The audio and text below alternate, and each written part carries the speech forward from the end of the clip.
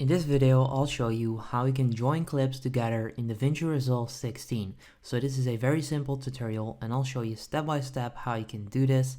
Let's get started right now. So to start off, I actually opened a few different clips in my timeline and I clicked on edit. So this is what you're probably looking at right now in your own project. So you have these different clips and you want to combine this, join these clips together so that it becomes one clip.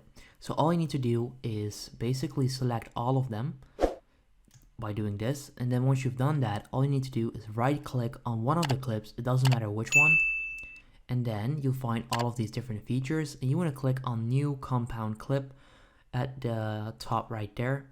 You can then give it a name and click on create, and there you go, it's now one clip.